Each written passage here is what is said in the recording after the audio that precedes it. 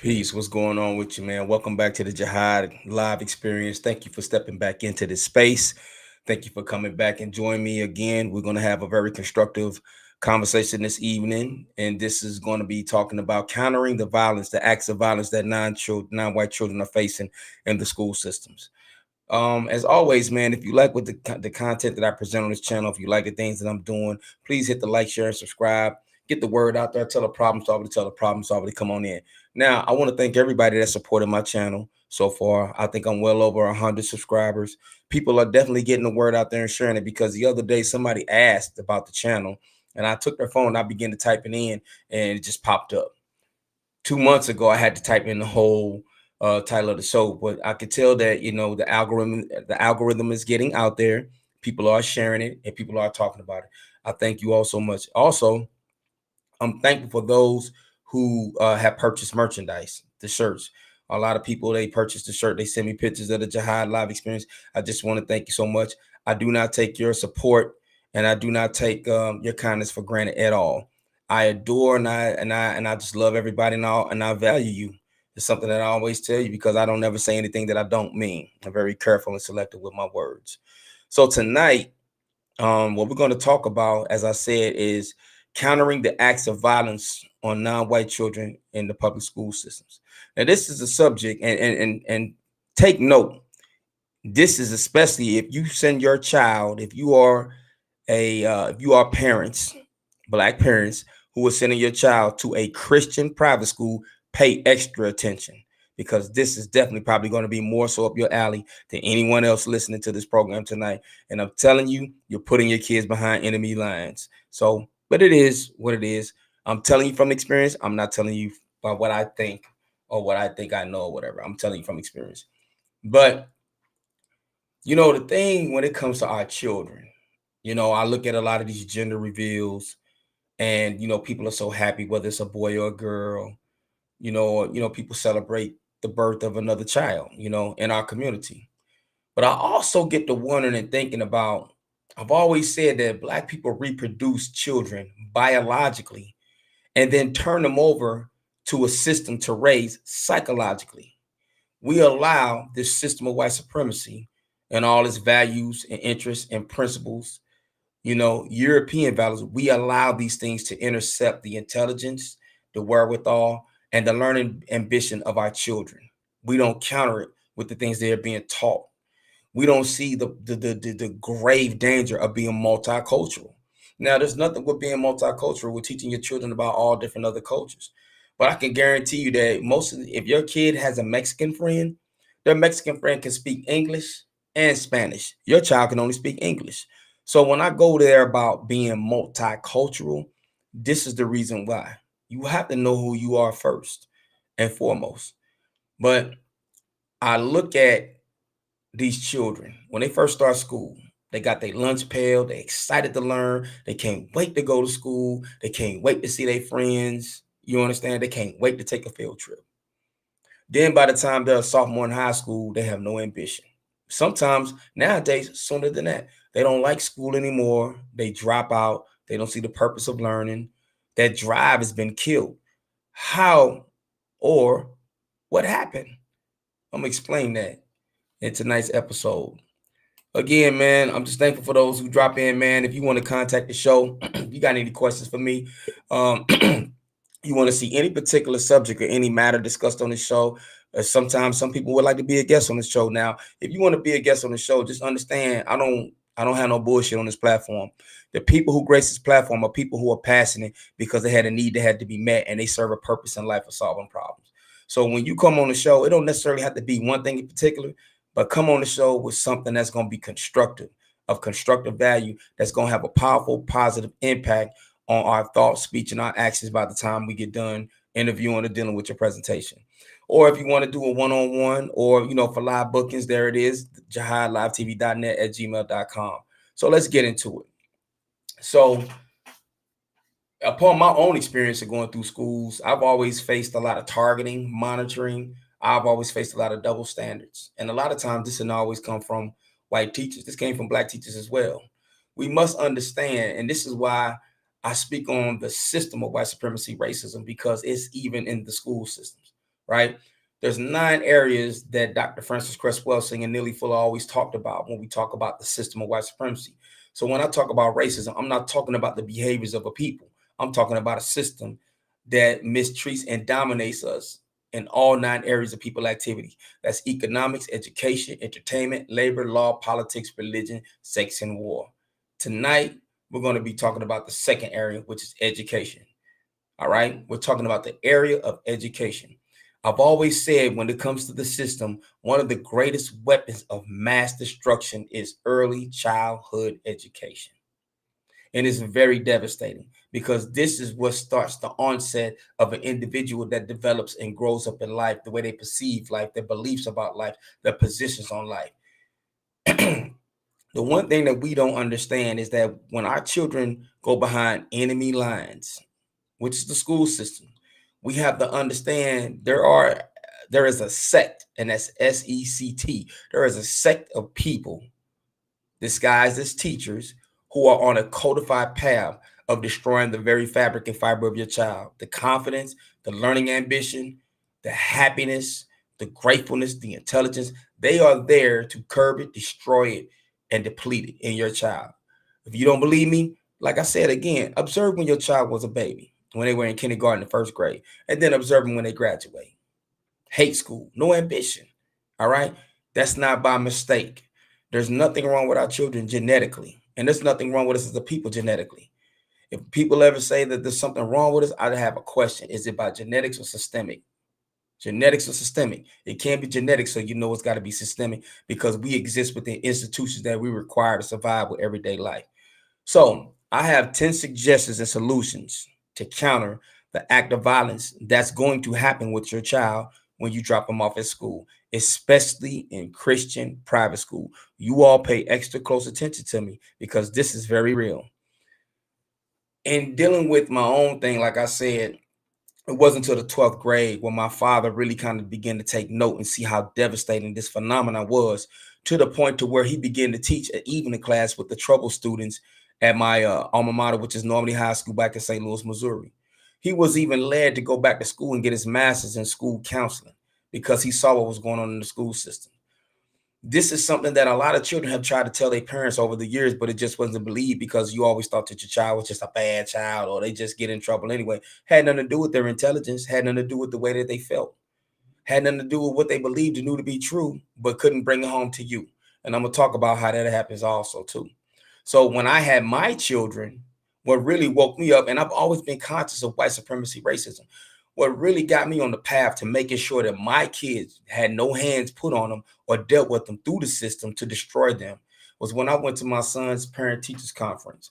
And I always tell people in the system of white supremacy, the darkest of black people, real pitch black people, you are the greatest target because you have the highest genetic potential to annihilate. This is why most of the people you see incarcerated across America in correctional facilities and fed penitentiaries or whatever, they're dark skinned. People that you saw killed on camera at the hands of a police or a race soldier, excuse me, a race soldier. The people that you seen killed at the hands of a race soldier who were unarmed were predominantly all dark skinned. So dark skinned people in the system of white supremacy are targeted the most and with the highest levels of confusion. Now that's nothing personal. This is something that is systemic that a lot of people don't even realize. So with that being said, went to my son's parent teachers conference, right? The teacher, young white lady, she sat me down, had my son, never had no behavioral issues from what I understood. Always checked his grades. The first thing this woman started to do, she started to tell me that, well, Quentin's doing this and Quentin's doing that, and I can't get him to sit down, and he's disrupting the class and doing this. And I sat there calmly and waited till she got done trying to have a tactic of division, is what I call it. I said, ma'am, if my son was behaving in your class, have you reached out to his mother? Or have you reached out to me? I have gotten no email from you. And she said, no, I didn't. I said, well, why would you wait too long, parents teacher conference, to tell me about these things? She said, well, I didn't think it was that big of a problem. It had to be if you rambled off for about 5 minutes about what he was doing in class. So my second question was, what grade is he making in your class? She told me he had a 96 percentile. I got my son, grabbed him by the hand. I said, I thank you. We'll be going now. Thank you very much. And I walked out and I left. So before the woman wanted to tell me that my son was an excellent straight A student who's not lacking in his studies. She wanted to tell me about his behavior patterns. What she was attempting to do was cause a division between me and my son. So anytime she called me or reached out to his mother, we would automatically believe her over our child. And he knew he wasn't old enough to articulate what he may be feeling or what he was going to feel. So these are suggestions. Let's start to run it down. Okay. And this is based on my own personal experience. And hopefully it works for you. It may not work for you. And my suggestions and solutions ain't for everybody. I'm just not a stock-minded individual. So I live everything that I do is by a compensatory counter-racist code. So let's get into it. Number one, you must establish a strong parental front. I'm going to say it again. Establish a strong parental front. Now, here's the reality. A lot of people who have children are not together. They might just be single and separated. They might be married to other people. Whatever the case may be, whether you two get along or not, you're going to have to get along for the sake of the child. It's for the sake of the child. It's not the sake of you and the father. It's not for the sake of you and the mother. What this does is when you walk into a school setting, especially dealing with the European, the white supremacists who will be teaching your children, you must show a man and a woman on a strong front. You must not show any division. What this does is make them begin to think, what type of child am I starting to deal with? The mother and the father are present. They seem to get along. They show affection. They're very kind to each other when they talk. They look for anything weak amongst the man and the woman to go at that child.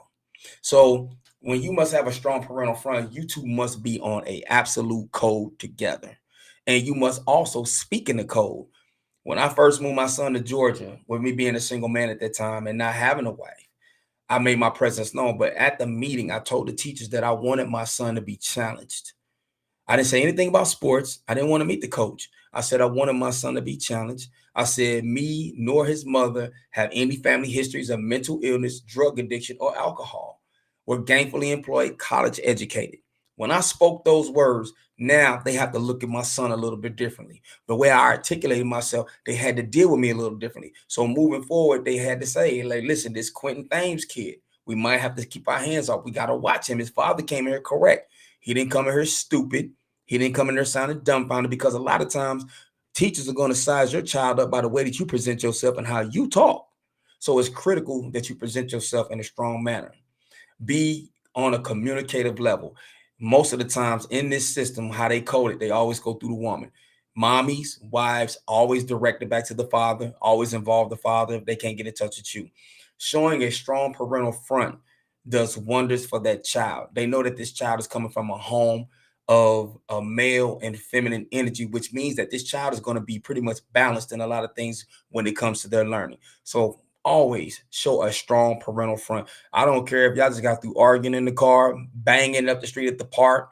You know, you're mad at your woman, she stole the last piece of chicken. But before you walk in that school on registration day, school events, games, always show a strong parental front, because they're always watching. Let's go to number two.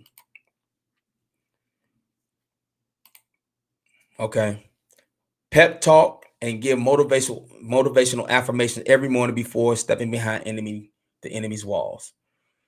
Me and Peach's mother give her a pep talk every morning before she gets out of her mother's car. A lot of times, her mother, because I'm at work and I can't get to it. We always tell our daughter how beautiful she is, how intelligent she is, how great she is, how she's going to be a great student, how she's going to get along with everybody. Why should you do that? Because when these kids walk into the school, they're going to hear something totally different. Because again, we're dealing with the demographic. We're dealing with people who want to destroy the very fabric and fiber of the intelligence of the black child in the school systems. So they're not going to hear these things. I have personally witnessed that. I saw a black student get up and present something so eloquently, so intelligent, and it was excellent, right? And you know, how the teacher came back to him was like, that was great, you know, good job. But then I seen a white student come right behind him and sound not as articulate, didn't have it together, stuttered, asked a lot of questions. And it was like, oh, Madison, you were great. You were phenomenal. This is where the act of violence begins, because the child begins to register the value system of that teacher. And so this is why it's important for you to always pep talk and give a motivational affirmation to your child every day. Because first of all, Parents, moms, dad, you have to be the first. You are the first influence of your child. You're the very first influence. You're the first thing that they see in the morning, last thing they see at night. So you must be the dominant influence in your child's life. And if you speak that life, breathe that life into your child, you speak those words to your child, they go a long way. So regardless, every child loves their teacher. They want to, have a great relationship with the teacher.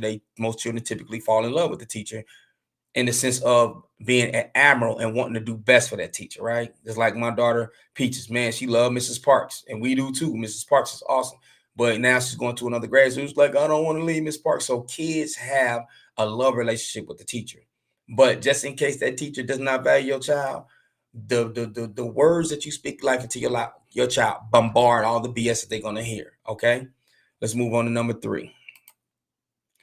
All right. Teach your kids to spot trigger words that destroy their confidence and their high ambition to learn. Teachers jokingly will use a negative, derogative term when it comes to young black boys in the school system. Dumb, stupid. Oh, you're acting like a monkey. Oh, you're just so silly. Sit down. You're just a clown. All right. Now, it comes off jokingly. And these words, they may or may not use them. There may be other trigger words. But the reason why you have to teach your children to spot these words is because you have to go back and confront that teacher. And you have to let it be known. Again, going back to number 1, the strong parental front. You have to let that teacher know that you can't talk to my child like that. Don't ever use that word around my child in an institution of learning, because you're not using that same language with Cooper, with Parker, with Dylan, who's coming from the upper echelon, or, who's coming from a little wealth in the white community. You don't talk to them like that. So don't use those words with my child. But your child has to be trained and taught to hear this and know this when it's happening. When you have to put confidence in your child for them to be able to do this. Okay. Now, I'll give you a quick example. My daughter, when I moved her to Georgia, Amaris, she made a splash in the school system very quick as an athlete and a student. Okay. Um, and she came home one day and she's like, Dad, Mrs. Such and such told me that I was arrogant and cocky. Now, observing my daughter's behavior around the house, I really didn't pick up on that because my daughter Amherst is very humble, very quiet, very loving. I mean, she's very unselfless. She's very selfish. She's a very selfless person. She don't really like a lot of attention. Okay. So I asked my daughter, I said, now what happened for this woman to say this? Because I'm going to go confront her. Right. She said, Daddy, I didn't do nothing. I said, well, what do you do when you present an assignment? Because I always taught my children to speak sharp, speak very fluent, use your words, speak loud, okay? Eye contact, broad shoulders, be believable. And she said, Daddy, I did nothing out of what you've taught me. I said, say less. The next day, I went up to the school and I asked to speak to this teacher. And I was like, how you doing? I'm Emerson's father. I haven't formally met you. My daughter told me that you said that she was being cocky and arrogant. She replied to like, yeah, well, she's having an attitude in class. I said, what's an attitude? So again, I use the code. I go into question mode. What's the attitude? Well, she just thinks she's just more than what she is. What is more than what she is? What is she supposed to think of herself? This is the conversation I'm having with a teacher. And she's turning red by every question that I ask her. She's turning redder and redder by the conversation. You know why? Because so many black parents are so unaware about this. They walk in the school systems blind, silly, stupid, and dumb, laughing and kikiing with these teachers, not understanding that they're destroying your child right up under your nose. I didn't play that game. I kept a serious face. And I said, well, do you tell that to such and such, who was her teammate, a white girl? Do you talk, because she was the softball coach? Do you talk to her like that? Okay, I'm pretty sure you don't. Do you talk to such and such like that? I'm pretty sure you don't, right? And I believe that my daughter is edging them out of your class as far as percentage. So why did you tell my daughter that she was being cocky and arrogant? And I understood why she was doing it. My daughter may not have understood, but that is all a part of their code of destroying the fabric and confidence in a black child. They choke off the greatness of them when they want to learn and articulate and present themselves. So you have to be mindful and teach them to understand these trigger words. You understand? When it comes to our little black girls, oh, you just so sassy. You guys, they look at her with her. She just has a little attitude. They joking, but they honestly believe this. But while they're joking and saying these words, this is hitting the gray matter of our children. Our children can hear these words, and it has an effect on our children. So teach them to watch out for these trigger words. Whenever they hear it, they need to come home to you. They should be at the level where they should come home to you and report it and say, "Mom, Dad, the teacher said this." All right. Again, strong parental front. Let's go to number 4. All right. Question them every day about what they were taught and counter all the lies. Here is where the fine line comes from more confused Negroes coming out in the world, bragging about an education, bragging about being misguided, as opposed to those who catch it right there at the young critical age of early childhood learning. When my kids bring home books, the first book that I ask to see is, where is your history book? I want to see your history book. I want to see what they're teaching you. And when they bring me the history book, it's almost laughable at what they're teaching our children. It's almost laughable at how they paint the Egyptians damn near white now. It's almost laughable how they reword history to where we have no significant greatness. And our children are learning this for the sake of a grade. But at the same time, they're learning to get a grade, but they're still retaining the wrong information. So you know what I had to do? I always had to counter this.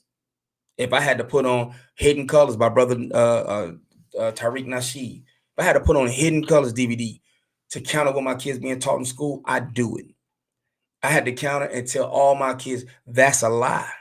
This is the truth. And this is why they don't want you to know the truth, because this deals with you and not them. See, they want you to go to school and learn about Africa.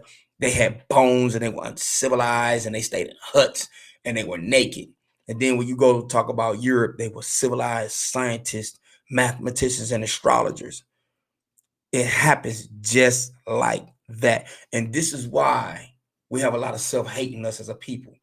We're not taught self-value because, again, really, parents, you have a lot of fault in this too, because you don't counter what the school system is teaching your kids. You don't counter what the society is teaching your kids. And more than half of y'all think it's a sin to do it. More than some of y'all think it's actually a problem to teach your children knowledge of self. You have to know your origin in the world, because if you ain't going to teach them, the school systems will. So when they come home, start to question what they were learning in school. Ask them about historical events. Sometimes they might be being if you're a mathematician, if you're good with numbers, question your child about their math work. They might be being taught, there may be a case of them being purposely taught wrong, and you know better and you can teach them right. I want y'all to understand that this war on us starts early, and it starts in the school systems. This is why you constantly have so many confused black people, because as a child, we don't learn the right things. We don't get knowledge of self. And our parents didn't know enough to counter these things, to give us knowledge of self, to teach us the greatness. Like some kids, they'll go to school and they'll bludgeon you with George Washington and Abraham Lincoln freed the slaves. But I know some Haitians, Zoes, they teach their children about Jacques Jean Dessalines, Toussaint. They teach them about the greatness of their culture. So when you meet a Haitian, they have a certain air about them because they got pride. They got a language and they got a flag. What's your child got? American public education to confuse them. And then as they get older, bragging and celebrating on the day that they graduate. But what really did they learn? Ask yourself, what did they really fucking learn? A great miseducation, a great devaluing of self. So when they go to school, question them every day about what they learn and counter it right then and there. According to the code, it's always been asked, when should you tell a child the truth? When they ask the question, always tell them the truth and don't run from it. All right, let's go to number 5. All right. Teach your children the code of shutting down all questions asked by school authorities relating to home life and parents. All right. So we understand there's an old saying, the one that rocks the cradle rules the world. All right. It starts through those children. When the school systems, and like I say, some white supremacists are black. When the school system begins to see a strong unit, family unit, in a black man and a black woman, the next thing they're going to do is go through their child. A lot of y'all are watching this video right now and can confirm more than half the stuff that I'm saying. Either you didn't recognize it then or you started to, but I guarantee you're going to recognize it tonight. They're going to go through your child. Hey, Jerome, come over here, man. You know what I'm saying? What you and your dad do when y'all get home, man? What y'all be kicking it, man? You could tell me, man, y'all be listening to hip hop, smoking weed and everything like that. Yeah, my dad smokes weed and his buddies come over and they drink. All right. Next thing you know, you got government agencies at your door questioning the integrity of the home life of the children. When they see a strong family unit, do you understand me? You know, they go at you, they go at our, they're gonna go at your kid, they're gonna ask questions about the home life. Hey, come here, Letitia, your mama cook every night. Your mama look like she could cook, man. You know what I'm saying? Or what y'all just go out to eat every night, and if Letitia feeling a certain type of way, nah, my mama don't cook at all. Me and my mama argue all the time. And next thing you know, you got family services, you got a government AC at your house. This is how deep this shit goes. Do you understand what I'm saying? So these teachers, they try to get inside your home through your children and they try to develop a bond, a relationship. They try to develop a rapport to get the child's trust to talk about what's going on in your home. You and your child slash children need to sit down and have that discussion. You don't talk about anything that go on in our home. My dad used to tell us this all the time growing up, and I didn't understand. Like, bro, what you scared of, man? Like, but now as I got older, I understand it. You have to teach your children to keep these people out of your home life. They'll do anything to destroy a strong family. A black man and a woman together with children is a revolutionary act. It's almost a thing of the past. So when it comes to the school systems, because that's what we're dealing with, and they see that your child is thriving, they see that they're happy, passing their classes, they're healthy, they dress nice and well, they speak great.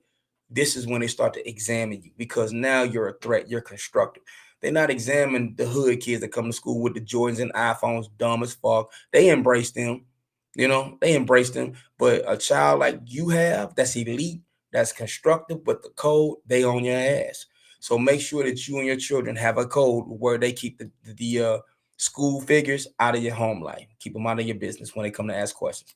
Number 6, teach them to identify when they are being targeted and ruled by a double standard. All right. So I said earlier in the program, if you have a child that goes to Christian private school, this is really something you need to pay attention to. I went to Christian private school from first grade to the 8th grade middle school. All right. All of the black boys that I knew, we were always in detention. We were always suspended. We were always on what they call it ISS or something nowadays, or whatever the case may be. We couldn't go outside for recess. I remember times, man, where the little white girls would run up to us and want to play with us, and we get in trouble. They discipline us, make us go to the back of the line of the principal's office, and we didn't even know what for. We were being targeted and dealt with a double standard. On my daughter, a white boy named Steve from back in the day, from the well-known Christian school that sits on North Elizabeth or is it Bermuda Road in Ferguson, Missouri. Yeah, the same place where Mike Brown was murdered by Darren Wilson, the race soldier. The white boy stood right there in front of the teacher and called me a nigger. I replied back and called him a nigger. You know what happened to me? I got my mouth washed out with soap. You know what happened to Steve? He was sent to class. And for the rest of the day, I had tears of anger in my eyes. And I couldn't find Steve to beat the shit out of him. I knew I was going to get a whoop when I got home. You know what I mean? But I was going to fuck him up. I just was going through I had like a shock going in me. I didn't realize what was going on. And this was a Christian institution. But I'm here to tell you, all Christian institutions that are white owned and ran are all bullshit, and they are all destroying your child, and they are all targeting your child. I will stand on that in front of anybody, any principal, any dean. They can't tell me different. Do you understand me? One of the reasons why, because all throughout the school, the word white Jesus is everywhere. So they're disqualified to have that conversation to say that they're not what I just called them out to be. But your child must identify when they're being dealt with, and you must get involved. You must begin to ask questions. And as long as your child is doing what they're supposed to do, and you also have to teach your children, like my father taught me, give me something to work with. They saying you're doing this, but you got an A in this class. They saying you're doing this, but I don't see you doing this at the house. So why are you doing this at school? They got cameras in classroom nowadays. If a teacher calls home and say your child is acting like this, let's go to the camera. Show me on camera what they're doing in the classroom. Show me that they did something on the school bus to another kid. Cameras are everywhere. You can't deal with emotions when it comes to dealing with people who have been on code for hundreds of years, who psychoanalyze us, target us, and study us only just to destroy us. Do you understand what I'm saying? And this don't just go for young Black boys. This also go for young Black girls, because we also do understand, even from school, even to the workforce, young Black girls are always dealt with because of their hair. You know, their hair. You can't wear your hair to school like this. Y'all remember the young kid, the wrestler that went viral all on social media? He was wrestling the white boy, and they stopped the match to make him cut his locks off. I don't call them dreads, I call them locks. You know, because nothing's dreadful about our hair. But they made him cut his locks off, and he just cried. So I understood that feeling. I didn't understand how I was being dealt with, because I didn't understand the system of white supremacy racism like I do today. I didn't understand what it's like to be targeted, watched, and monitored. And when I tell you that they watched us every single day, they watched us every single day just to put us in another detention, another suspension. And finally, dealing with that particular institution, I end up getting expelled, which crushed my mother to the point to a stroke. You know what I mean? So, truth be told, it really hurt my mother.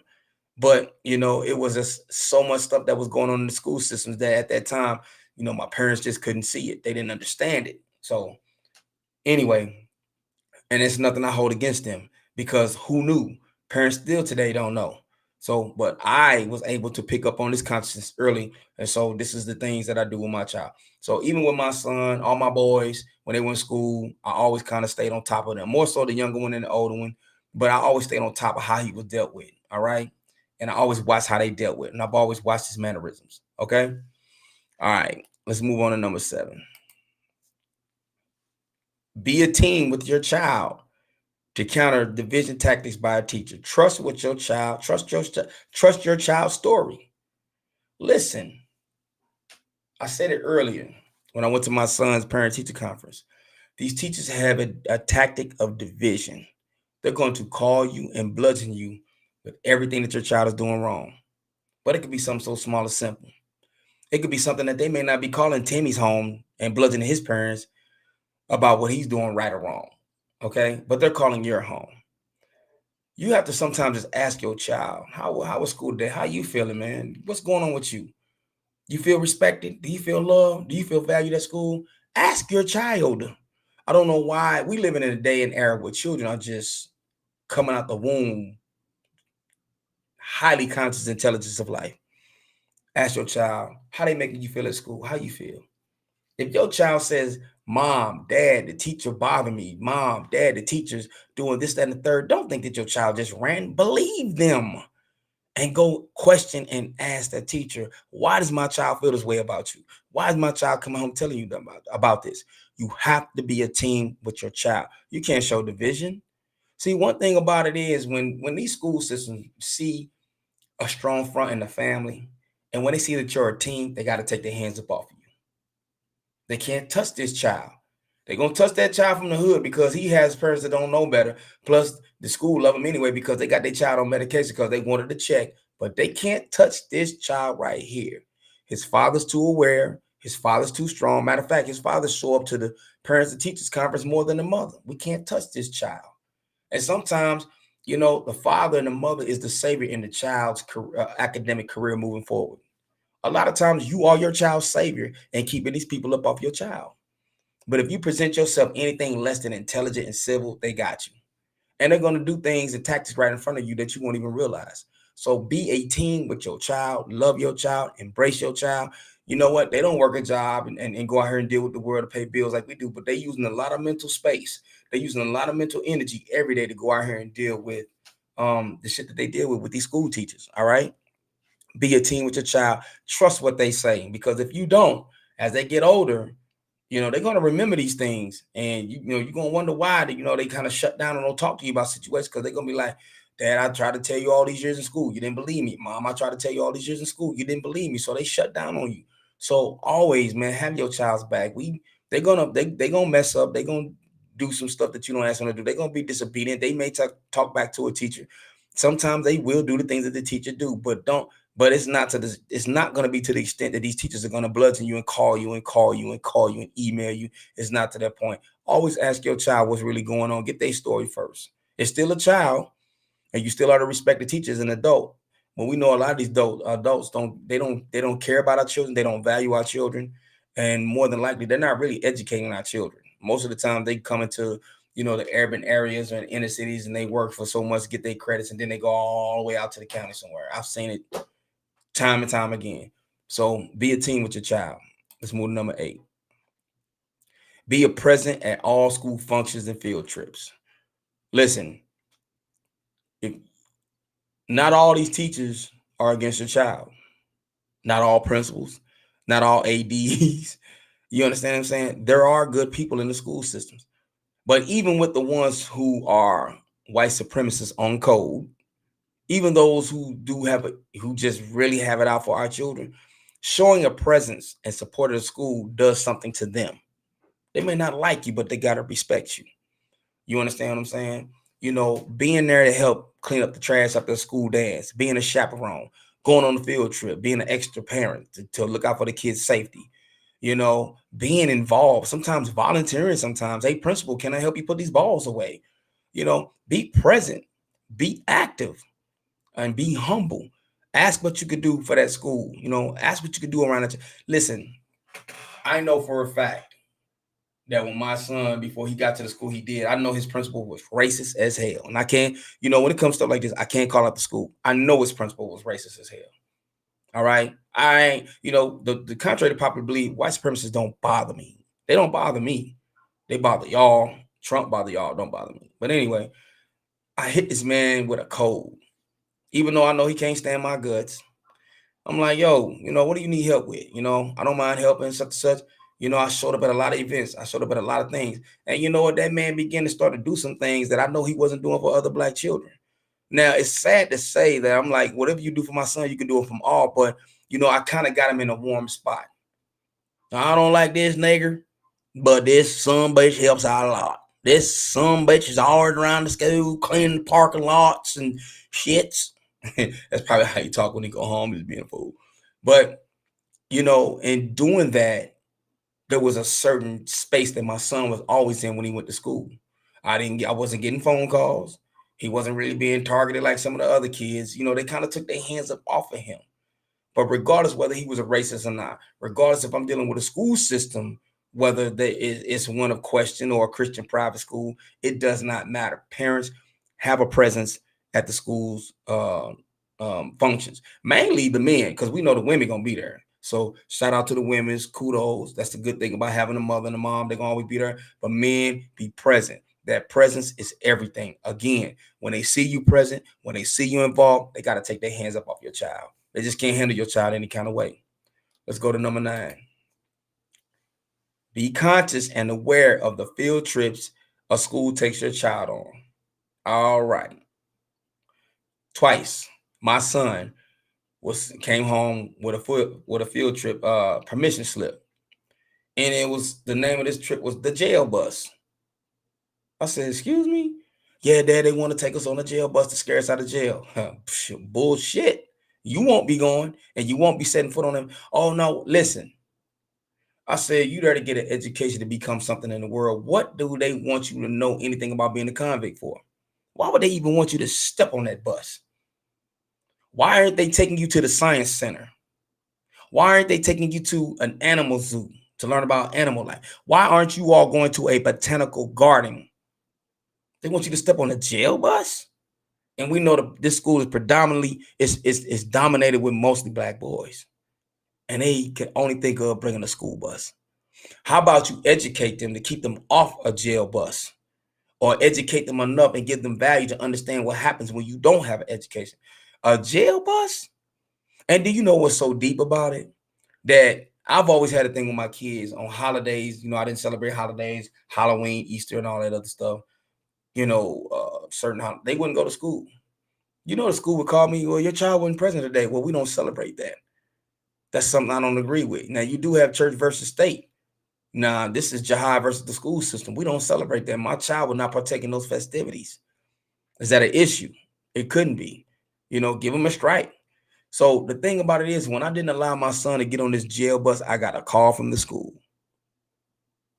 Sir, well, Quinn didn't get involved. I said, why does he need to get on the bus? Why does my son need to know what it's like to be a convict on a bus? He don't need a scare tactic. You know what's always scared my son? His father whooping his ass when he's disobedient, not acting right. Y'all remember, I remember Eddie Griffin had a stand-up comedy show, and he always talked about what kept him out of prison was when his mama got his mama used to whoop his ass. And all of us growing up, this back in the day when you could get a whooping and you didn't go to jail. Parents could raise their children, unlike today. Eddie Griffin talked about how his friend be like, yeah, man, come on down here, man. We finna go smoke this weed, rob the store. And he began to step that way, and all of a sudden hear that. He was like, no, I'll catch y'all later. So like I told him, he got to be worried about me, scared of me more than anything else, not a damn jail bus. I said no. And why are you calling me, questioning me about why I didn't allow him to go? Or with my daughter, they wanted them to go to a slave plantation. Again, she didn't attend. The school principal called me, and this was a black woman.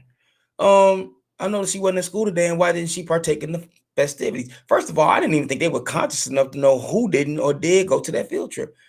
I said, you have a school. You're responsible for the well-being and cultivation of all these black children. And you mean to tell me the only field trip you can think of was to put them on a damn plantation? Lady, what the fuck is wrong with you? Now, I didn't say that over the phone, but I'm thinking to myself, what the hell is wrong with you? There's plenty of places we could take our babies to educate. You could take them to the orchestra. All right. You could take them anywhere in the city. You could take them to a Smithsonian Center, Civil Rights Center, something of productive value. But you want to take them to a plantation. Why are you implementing this in our children? Why are you repeating this history that is interrupted? They're going to see enough of that on TV. What are they supposed to learn when they go down here? Because y'all ain't taking no white kids anywhere that's non-constructive or against white values and principles, but you're going to take our kids. Unreal, unbelievable. And so it's just one of those things. You have to be conscious of these field trips that they take your kids on. A lot of times, this is called cultivation. Remember when I told you, be conscious of these field trips and make sure that wherever they go, it's educational, it's constructive, and has nothing to do with the cultural condition of how they think we're supposed to be, think, and act. Remember that. The last one, and I encourage this with everybody, enter your child into a STEM program. Enough with sports. We need to change that narrative. Every kid may be athletic, but every kid don't need to be an athlete. We need brains. We need problem solvers. We need people that can sit behind desks and change the condition of black people's situation in America. We need more people who understand how to leverage political power. We need people to understand how to deal with land. We need people to understand how to deal more with the laws, because everything that's built within this system are the same seeds that you can use to destroy it. Some people say white supremacy will never end. It will never die. Oh, yes, it can. The reason why it don't end because we don't collectively come together to want to make it end. But we can collectively come together to start a dance in New York on Friday at 5 p.m. and it'll be in LA by Sunday by 1 p.m. It'll sweep across the nation because we taught each other a dance. If we could just teach each other a code and counter it and come together, we can end this system almost overnight. But it has to be a collective idea. So don't tell me what can't end. We just haven't made a determined idea. That's nation talk from the 5%ers, you know what I'm saying? Allah's 5%. Peace to the gods on earth. But we don't have a determined idea to make this happen. So enter your child into a STEM program, which is science, technology, engineering, and mathematics. That is awesome. Now, my son didn't get accepted into it. And I transferred him out of that school to where he could get accepted into it. But my son was also, again, when we had to go through that program, all these programs, anything in life that you want to go through or deal with, you best believe there's a white supremacist at the gate. He looked at my son, white male, looked at my son. My son had passing grades, excelling in school, never been disciplined, and he rejected my son. You want to know why? Because my son was pitch black with naughty, nappy hair. That's why. Again, going back to dark-skinned people in the concept called America, you all are targeted the hardest and the most. You have to read the ISIS papers. I've been screaming the ISIS papers for years. You have to read the ISIS papers, go to chapter 21. It explains what I'm telling you tonight. But with that being said, get your child in the STEM program. All right. And when they get in the STEM program, you have to reassure yourself and make sure that your child is being taught the same thing as that white child. Make sure your child is being taught in a way, in a rhythmic cadence way, or a way of understanding of how to retain this information the same way they do the white child. All right. So that's pretty much what I wanted to speak on tonight. We have to counter the acts of violence on non-white children in the school systems. When they come at our children with target words, the way they treat our children, the way they look at our children, anytime you miseducate a young black mind, a young non-white mind, that is an act of violence. Anytime you teach a young person of color self-hate, if you don't teach them the truth about themselves, knowledge of self, that is an act of violence on the child. See, a lot of y'all think violence is when you hurting and hitting or scratching or beating up or shooting somebody. No, it's mental. And we need to counter it, and we need to stop it today. So take these suggestions of what I've given you, and remember, this is a very real thing. Your child is your greatest commodity. Your child is the greatest and highest most thing that you should value in life, because they are your second coming. They are your hereafter. They'll be here when you're gone. This is the greatness of you. This is your history renewed in the flesh. So we must really get in tune with our children, more so than getting in tune with the school system. And we understand that we can change a lot of things with the school system with the power of the vote. And yes, and a lot of people always thought I was against voting. I'm not against voting. I just know how to vote and what to vote for. But listen, take what I said seriously tonight. And even if you can't use none of these suggestions, just do at least one thing. Tell your child they're the greatest every day before they step behind enemy lines. Tell them how beautiful, how intelligent that they are. I understand a lot of y'all struggle with this concept of white supremacy racism as a system. A lot of y'all struggle with the concept and just can't believe that people may not view your child the same way that you do. But it is a very real reality. It is a very real reality. Again, my name is Jahad Messiah Youssef. I thank you all for stepping in tonight. And hey, listen, I ask that you come back each and every time I upload an episode, because I promise to give great content, at least, content that is constructive in all your thoughts, speech, and actions, so we can become the people that we're supposed to be, the quality of people that we're supposed to be. And remember, as I always say, don't ever tell me what you know if you can't show me the reality. From city to city, state to state, worldwide, you're listening to In the Zone Atlanta. This is the network. I love you, and hey, I value you. Peace.